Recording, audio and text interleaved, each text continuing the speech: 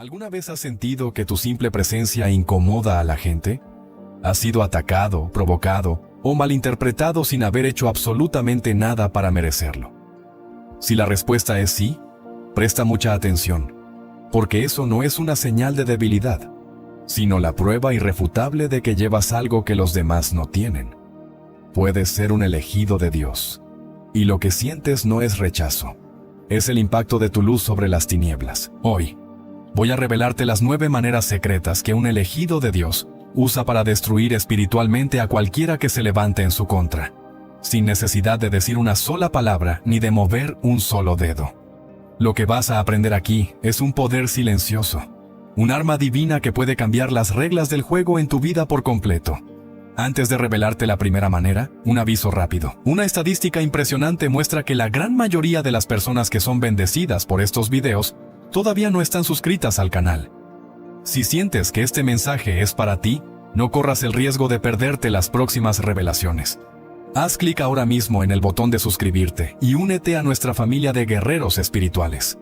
Y para que yo sepa que estás listo para activar este poder en tu vida, comenta ahora mismo la frase: el poder silencioso está en mí. Quiero ver la fuerza de los elegidos de Dios en los comentarios. Quédate conmigo hasta el final, porque cada una de estas 9 maneras es un peldaño hacia tu victoria, y la última de ellas es la llave que sella tu dominio espiritual sobre cualquier adversidad.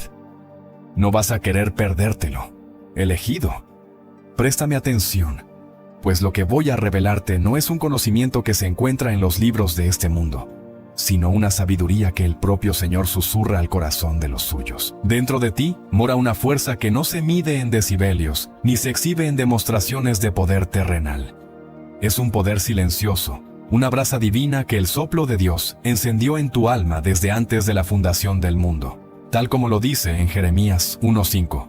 Antes que te formase en el vientre te conocí, y antes que nacieses te santifiqué. Esta llama no es para tu vanagloria, ojo, sino para su servicio. Eres, en esencia, lo sagrado vistiendo piel humana, un tabernáculo andante. Por eso, no te extrañes cuando tu sola presencia genere incomodidad en ciertos ambientes.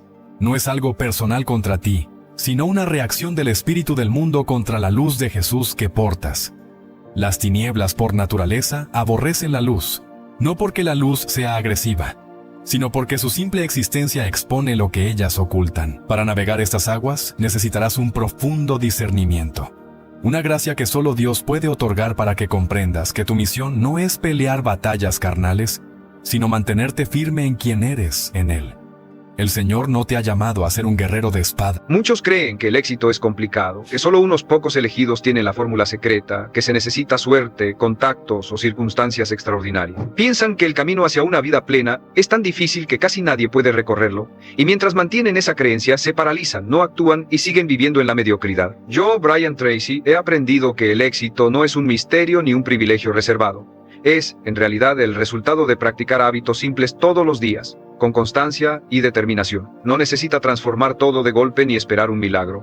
Solo necesita repetir pequeñas acciones diarias que lo acerquen a sus metas. Porque lo que hace cada día construye quién es y lo que logra. Su vida no cambia con grandes gestos aislados, cambia con la disciplina de los hábitos cotidianos. Si quiere que el éxito sea fácil, empiece por dominar lo pequeño. Porque el secreto no está en la complejidad, está en la repetición. Y cuando lo practique a diario, descubrirá que lo que parecía imposible comienza a fluir naturalmente en su vida. El éxito parece lejano para muchos hombres porque lo ven como una cima demasiado alta, un reto demasiado grande o un sueño que solo se logra con suerte. Pero la verdad es que el éxito es mucho más sencillo de lo que la mayoría cree. No está escondido detrás de secretos inaccesibles ni reservado para unos pocos privilegiados. El éxito es el resultado directo de lo que usted practica todos los días. Cada acción diaria es un voto por la vida que quiere construir o por la mediocridad que quiere evitar. Y es ahí donde la mayoría se equivoca. Creen que una gran decisión, un momento de inspiración o un golpe de suerte cambiarán todo de la noche a la mañana, cuando en realidad es la constancia en lo pequeño lo que transforma por completo la vida de un hombre. Piense en cualquier área de su vida. Su salud no depende de una sola comida, depende de lo que come cada día. Su fortaleza no depende de un entrenamiento ocasional, depende del hábito de moverse y cuidar su cuerpo. Sus finanzas no dependen de un pago único, dependen de cómo administra, ahorra e invierte todos los meses. Su desarrollo personal no depende de un libro que lee una vez, sino de lo que aprende y aplica de manera continua. En cada caso, el éxito surge de la repetición, de la práctica diaria, de lo que se hace incluso cuando nadie lo obliga. Por eso, el secreto es más simple de lo que parece. Identifique qué hábito lo acerca a su meta y practíquelo cada día hasta que se vuelva parte de usted. El error más común es subestimar lo pequeño. La gente dice, ¿qué diferencia hace si hoy no lo hago? Pero cada día importa, porque cada decisión suma o resta. No se trata de un esfuerzo aislado, sino de la acumulación silenciosa de cientos de pequeños actos que, con el tiempo, se convierten en resultados visibles. El hombre disciplinado entiende que lo que hace en un solo día quizá no cambie nada, pero lo que hace durante meses y años lo cambia todo. Es como una gota que golpea la roca. Al principio no se nota, pero con el tiempo la transforma por completo. Así funciona el éxito. No llega de golpe, se construye con constancia. Por eso, cuando alguien me dice que quiere triunfar, mi respuesta es siempre la misma. No me diga lo que sueña, muéstreme lo que hace a diario, porque ahí está la verdad. Sus hábitos revelan su futuro. Y lo mejor de todo es que usted tiene el control, no depende de lo que otros hagan, ni de la... Muchos creen que preocuparse es señal de responsabilidad. Que si no están constantemente pensando en lo que podría salir mal, algo malo pasará. Viven tensos, anticipando problemas, repitiendo escenarios en su mente como si eso los protegiera, pero lo único que hacen es alimentar el miedo. Yo, Brian Tracy, he aprendido que la preocupación no resuelve nada, no previene, no protege, no mejora, solo consume. Drena energía, borra la claridad, nubla la acción, y cuanto más te preocupas menos actúas. Porque estás ocupado imaginando todo lo que podría fallar, en lugar de ocuparte de lo que puedes cambiar. La clave no es preocuparse más, es preocuparse menos y actuar mejor. Porque la solución no está en el pensamiento repetitivo, está en la acción precisa. Y eso empieza cuando decides que tu paz es más importante que tu miedo. Porque tú no viniste a sobrevivir bajo tensión constante. Viniste a vivir con dirección, con decisión, con calma interior. Y eso empieza cuando aprendes a anular las preocupaciones. El primer paso para anular las preocupaciones es entender con absoluta claridad una verdad que pocos aceptan. Preocuparse no cambia nada. Lo repito porque es fundamental. Preocuparse no cambia nada. Pensar y repensar un problema no lo soluciona. Repetir en tu mente lo que podría salir mal no lo evita. Imaginar 1000 escenarios negativos no te prepara, te paraliza. La preocupación es una trampa mental disfrazada de previsión. Te hace sentir ocupado, pero no productivo. Te da la ilusión de estar haciendo algo, cuando en realidad solo estás drenando tu energía vital. Yo también caí en esa trampa. Me despertaba con el estómago revuelto, con la mente ya corriendo antes de abrir los ojos. Preocupado por lo que vendría, por lo que no controlaba, por lo que tal vez sucedería o tal vez no. Y durante años pensé que eso era normal, que esa tensión era parte del camino. Pero no lo era. Era autodestrucción lenta. Me estaba quemando desde adentro sin darme cuenta. Porque cuando tu mente vive atrapada en la preocupación, no ves con claridad. No escuchas tu intuición, no tomas decisiones, reaccionas. Y cada reacción nace desde el miedo, no desde el poder. El verdadero cambio llegó cuando me hice una pregunta brutalmente simple. ¿Esto que me preocupa tiene solución? Si la respuesta era sí, entonces lo siguiente era actuar. No pensar más. No esperar a sentirme listo. Actuar. Hacer una llamada. Escribir un correo. Tener una conversación incómoda. Ajustar una estrategia. Pero actuar. Porque toda preocupación que tiene solución se disuelve con acción. Y si no tiene solución, entonces se suelta. No por resignación, sino por respeto a tu energía. Porque preocuparte por lo incontrolable no es madurez, es desgaste. No es responsabilidad, es castigo. Este principio cambió mi vida. Porque me devolvió el control. Me enseñó que la mente puede ser tu mejor aliada o tu peor cárcel, y cuando decides pensar en función de lo útil y no de lo automático, todo cambia. Empecé a clasificar mis pensamientos como si fueran objetos. ¿Esto sirve para algo? ¿Esto me acerca a una acción concreta? ¿Esto lo puedo resolver ahora? Si la respuesta era no, lo dejaba. Últimamente sientes que algo está cambiando dentro de ti, de forma tan profunda que ni siquiera puedes explicarlo con palabras. Como si algo invisible, pero intensamente real, estuviera reconfigurando todo tu mundo interno. No es una fase, no es ansiedad, no es una simple búsqueda espiritual, es algo mucho más grande, mucho más profundo y mucho más sagrado. Has sentido que el tiempo se detiene, que tu alma grita pero en silencio, que el ruido del mundo ya no te afecta como antes y que cada día algo dentro de ti se está rompiendo para liberar lo que realmente eres. Sí, eso que estás experimentando.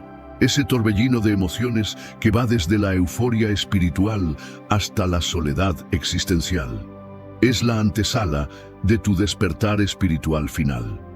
Y déjame decirlo claro, esto no le ocurre a todos. No importa cuántas personas hablen de espiritualidad en redes sociales. Muy pocos, poquísimos, llegan a esta etapa. Solo los que fueron marcados desde antes de nacer.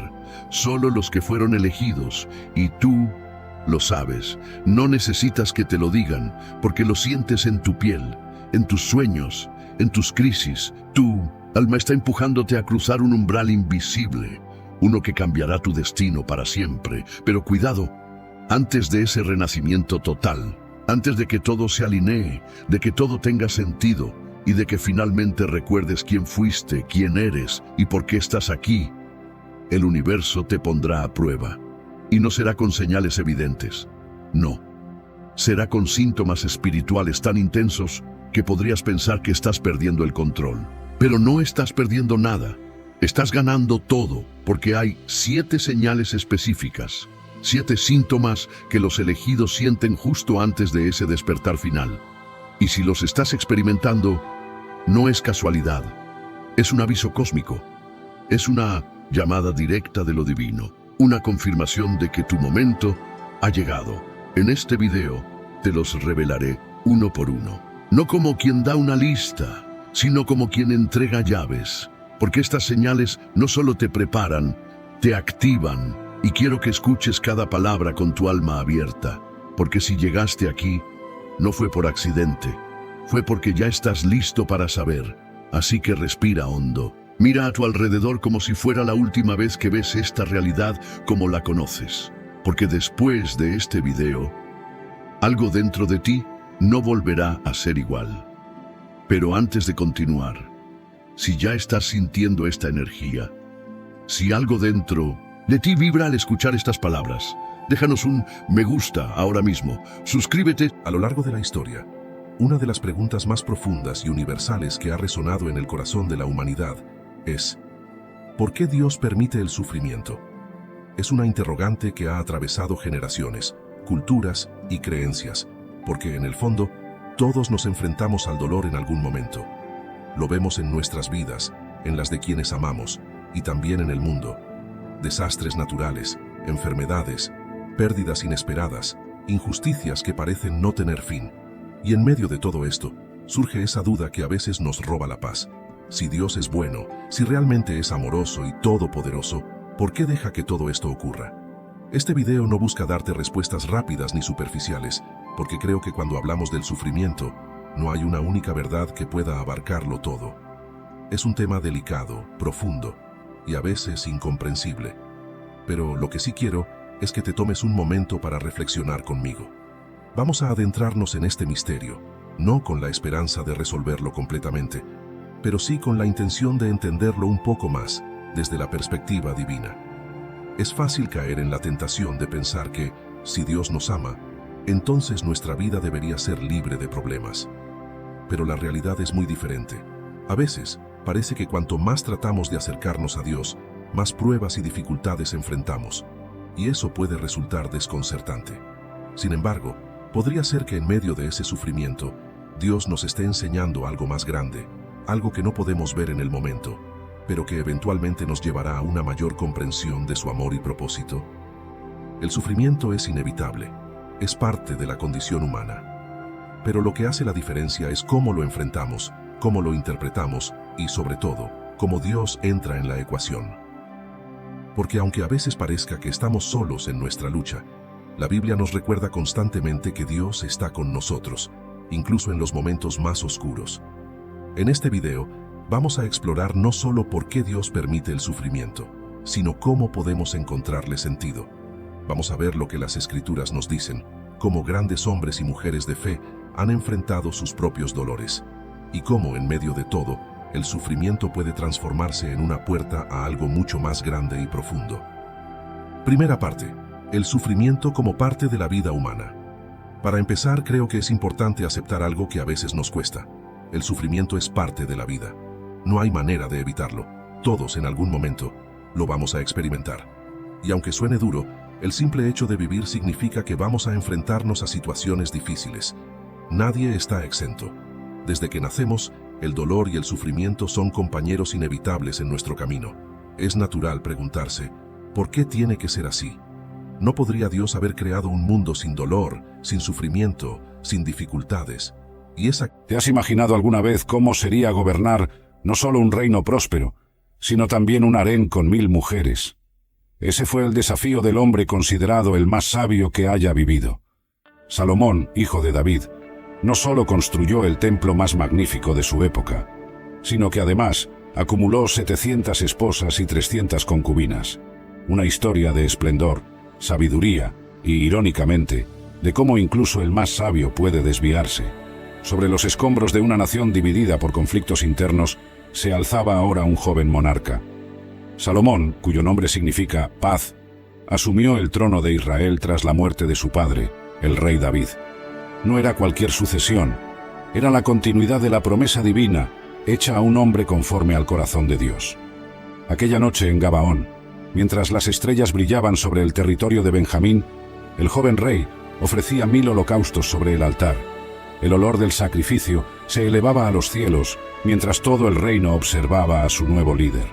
A diferencia de muchos monarcas que iniciaban sus reinados con demostraciones de fuerza militar, Salomón había elegido comenzar con adoración.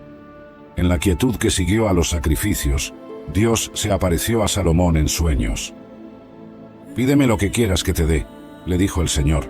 El joven rey podría haber pedido riquezas, larga vida o la destrucción de sus enemigos, pero sus palabras revelaron un corazón diferente. «Da a tu siervo un corazón entendido para juzgar a tu pueblo, para que pueda discernir prudentemente entre el bien y el mal». La respuesta agradó al Señor, quien prometió no solo sabiduría sin igual, sino también riquezas y honra como ningún rey antes o después de él jamás conocería. El joven que había ascendido al trono ahora se levantaba como el hombre más sabio de la tierra. El sol de la mañana iluminaba Jerusalén, mientras 2 mujeres se arrodillaban ante el trono real. El salón estaba repleto de nobles, consejeros y guardias, todos en silencio absoluto, mientras el drama se desarrollaba.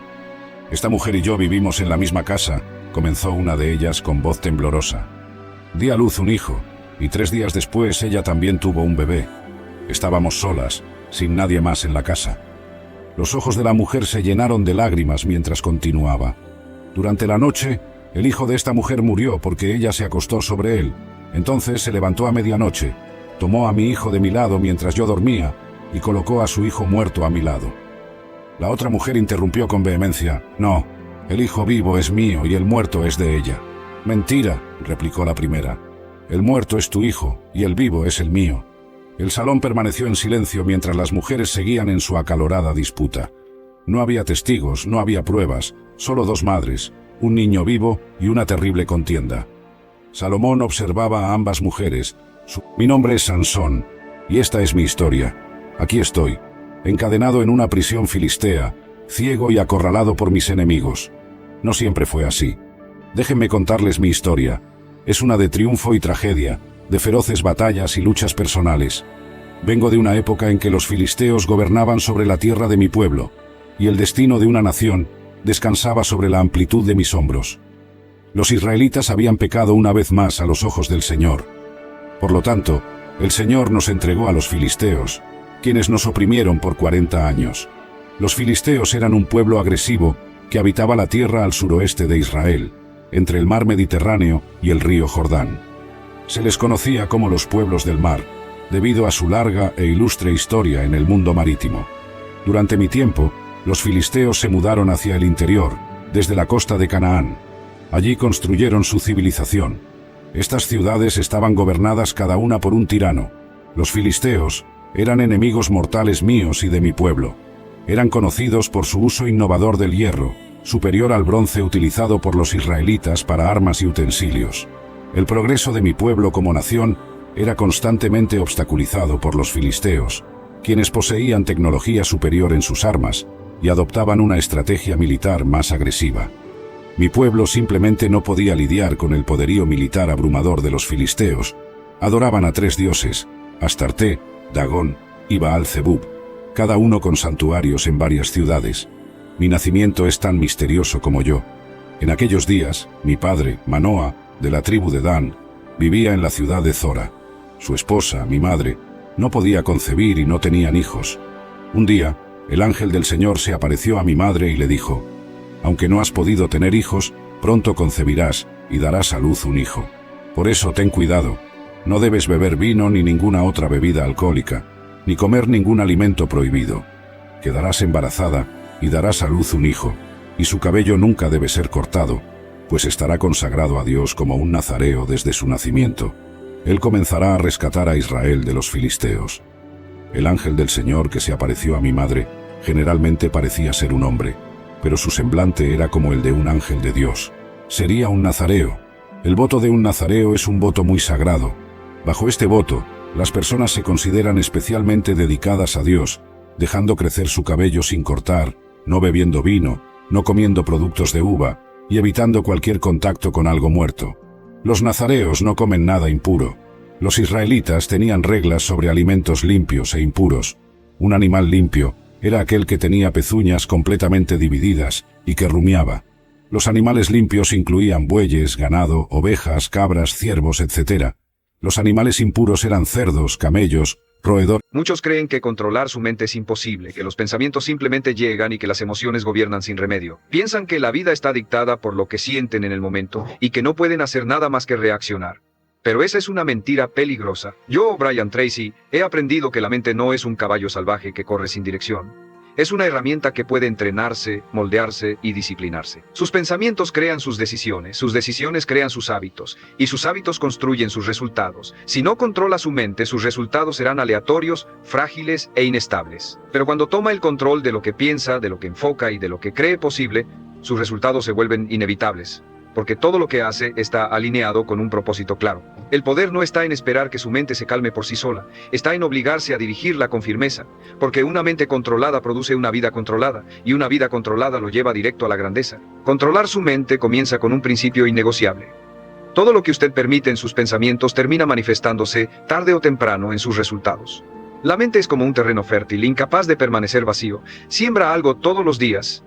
Ideas, emociones, preocupaciones, esperanzas, y así como un terreno produce lo que se siembra en él, su vida exterior termina reflejando lo que repite en silencio en su interior. Si permite que las semillas del miedo, la duda y la autocompasión se instalen, no puede esperar cosechas de confianza, éxito y determinación. Pero si cada día planta pensamientos de disciplina, de claridad, de convicción, su mente se convierte en el motor más poderoso para alcanzar lo que desea. El desorden mental no es un accidente, es un descuido. Y el control mental no es un don. Es una práctica diaria que exige disciplina. El primer paso para ordenar su mente es asumir que no todo pensamiento que aparece en ella merece su atención. La mayoría de los hombres viven esclavizados por cada ocurrencia que cruza por su cabeza. Si sienten miedo, actúan con miedo. Si sienten inseguridad, se esconden. Si sienten enojo, reaccionan con violencia. Confunden pensamientos automáticos con verdades absolutas, y eso los condena a repetir los mismos errores. Usted debe entrenarse para observar sus pensamientos como lo que son, simples impulsos eléctricos que pueden ser aceptados o rechazados. El hecho de que algo pase por su mente no significa que deba convertirse en acción. El control empieza cuando entiende que tiene el poder de elegir qué pensamientos alimentar y cuáles dejar morir de inanición. Una técnica poderosa consiste en detenerse cada vez que una idea negativa aparezca y preguntarse: ¿este pensamiento me acerca a mis metas o me aleja de ellas? Si lo aleja, no merece espacio. Su mente es demasiado valiosa para convertirse en basurero de dudas, quejas y resentimientos. Cambie el enfoque de inmediato hacia una acción productiva, aunque sea pequeña. Escribir una meta, avanzar en una tarea, entrenar su cuerpo, repasar lo que ha hecho bien en lugar de lo que le falta. Ese cambio de enfoque, repetido todos los días, reprograma su cerebro para que deje de obsesionarse con lo que lo paraliza y empiece a orientarse hacia lo que lo impulsa. El segundo paso es llenar su mente con contenido de calidad. Así como no alimentaría su cuerpo con veneno esperando salud, no puede alimentar su mente con noticias negativas, conversaciones mediocres y entretenimiento vacío. El cielo se oscurece. Multitudes en pánico corren por las calles. La desesperación se apodera cuando la tierra tiembla bajo sus pies. En medio del caos, unos pocos miran hacia arriba, serenos, como si estuvieran esperando ese momento desde hace mucho tiempo. Jesús advirtió: habría señales que anunciarían el fin, señales que, cuando fueran vistas, indicarían que ya no hay más tiempo para preparación. Y tal vez, en este exacto momento, estés presenciando el inicio de estas señales sin siquiera percibirlo. Sentado en el Monte de los Olivos, con la visión del majestuoso templo en Jerusalén a lo lejos, Jesús miraba a sus discípulos con una expresión grave. Acababan de salir del templo, donde los discípulos habían señalado maravillados la grandiosidad de las construcciones. Pero Jesús había respondido con palabras que los dejaron perplejos. ¿No veis todo esto? En verdad os digo que no quedará aquí piedra sobre piedra que no sea derribada. Ahora en privado, los discípulos Pedro, Santiago, Juan y Andrés se acercaron a él y preguntaron: «Dinos, ¿cuándo sucederán estas cosas? ¿Y cuál será la señal de tu venida y del fin del mundo?» Jesús entonces comenzó a revelar lo que habría de acontecer. Con una voz tranquila pero firme, él los advirtió: «Tened cuidado de que nadie os engañe, porque vendrán muchos en mi nombre diciendo: Yo soy el Cristo, y engañarán a muchos». Los discípulos escuchaban con creciente atención mientras Jesús continuaba: «Y oiréis de guerras y de rumores de guerras. Mirad, no os asustéis, porque es necesario que todo esto acontezca, pero aún no es el fin». El viento soplaba suavemente por el monte mientras Jesús proseguía: «Porque se levantará nación contra nación, y reino contra reino, y habrá hambres, y pestes, y terremotos, en varios lugares. Pero todas estas cosas son el principio de dolores». Los discípulos intercambiaron miradas preocupadas. ¿Cómo serían estos tiempos? ¿Cuán difíciles serían estas pruebas? Jesús percibió sus inquietudes silenciosas y continuó con su revelación. «Entonces os entregarán para ser atormentados, y os matarán, y seréis odiados por todas las naciones por causa de mi nombre». Hubo un silencio momentáneo. Solo el ruido de las hojas de los olivos era audible. Jesús miró profundamente a los ojos de cada uno de ellos antes de continuar. «Y en ese tiempo, muchos se escandalizarán, y se traicionarán unos a otros, y unos a otros se odiarán». Su rostro demostraba compasión al completar: «Y surgirán muchos falsos profetas, y engañarán a muchos, y por multiplicarse la iniquidad, el amor de muchos se enfriará. Pero aquel que persevere hasta